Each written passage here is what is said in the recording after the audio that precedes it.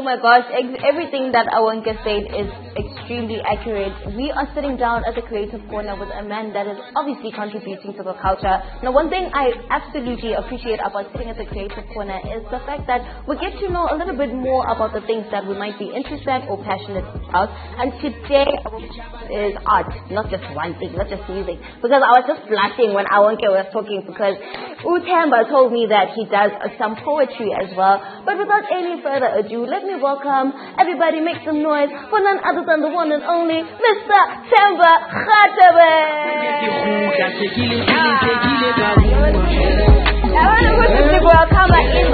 It's nice and warm now. Welcome, Themba. Now, I know that you are a man of many talents. Now, for anybody that is meeting you today for the first time, please introduce yourself, what you're about, and what you do. So, I'm Themba, as I said, I'm a creative entrepreneur. Yeah. I help run a digital agency here in Cape Town, which puts on events, manages talent. And on my own, I've got a podcast with my best friend Alex, which I think you guys saw on the show recently. And then I manage a lot of my friends, so they're making creative music in Joburg this side. And then, as she had said, I also do some poetry. Oh, that's incredible. Now, when did you start diving into all these things, and maybe how do you?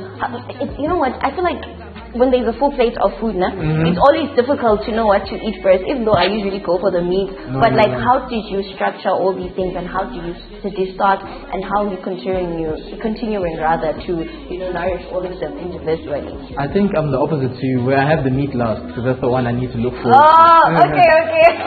So I'd say about 2.5 years ago was when I literally dived into like the creative endeavors with regards to entertainment, music, all the business side of it, because when I ate my veggies, that's when I had another startup that made small UPS systems that kept your Wi-Fi and fiber on during load shedding. Okay. So during those lessons, I took all of those things into entertainment now, putting on events, making sure that everything on the entertainment side is smooth, the stuff that you don't see, the glitz and glamour. Yeah, because there is a lot that happens behind the scenes. Shining light.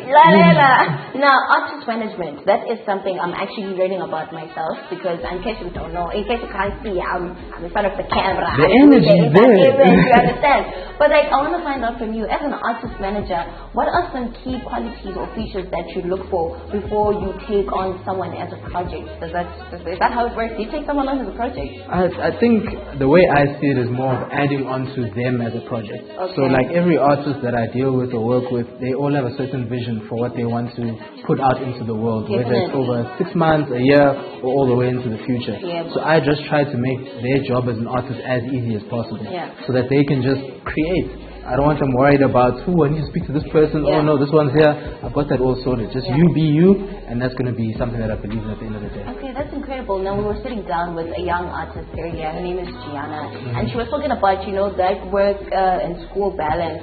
And I know that there are some young people that are watching this right now. And how would you advise them maybe to furthering their careers with help of professionals and maybe finding teams that can help them? I think the best place is to start. Okay. Keeping it in your mind, those dreams and whatnot is all good and all well, but it doesn't get you any further than that first step where you can learn the lessons, meet new people. People actually sculpt you into whatever you're going to become at the end of the day. Okay, and now let's talk about the source, the podcast.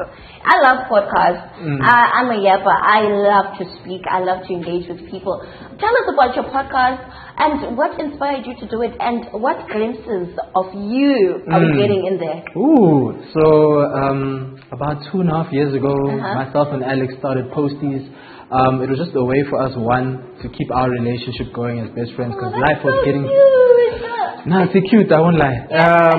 So it was a way for us to keep our relationship intact, because we were getting busy, life was tearing us into other different directions.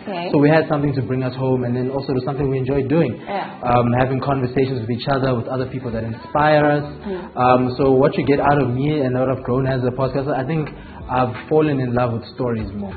Like there's something beautiful in everyone's story. And I think using ways that there's maybe trials and tribulations and adding that to my life to get through some of the tough parts that we all need to get through. Okay, that's absolutely incredible. And I think that, like you said, it's all about starting.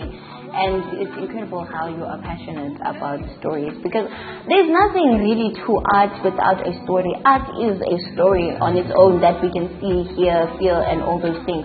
And speaking of art, as we have obviously this entire time, I want to speak a little bit about your poetry. Is that something you've been doing for a while? And just what kind of poetry do you make? Because I know there's people that make poetry that is uplifting. There's people that make love poems. Where does the poetry come from?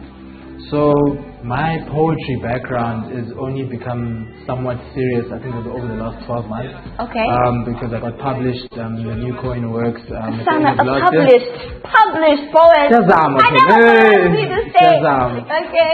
But it was just a way of expressing what's happening in my life and the things that I see around me. Because I think a lot in all kinds of art, the things that resonate the most with the person and the people that actually intake the art is authenticity. Yeah. So the only true story I can tell is the ones that I've actually lived. True. And it's also been a way to delve into some of other people's art and seeing how that can collaborate with myself. And we've got a poetry project with one of my good friends, Vuyo, that's coming up soon. Okay.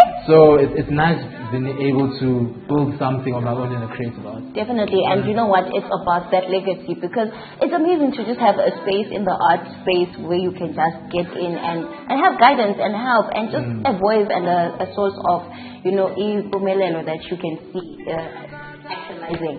Now, I know that we've got the event organizing that we spoke about. I've got two questions that I need you to speak into one answer. I've got you. Tell me, when are the next events coming? And if there's someone that is looking forward to, working with you, like myself, because I'm an MC and I do so many things, how can we make that happen?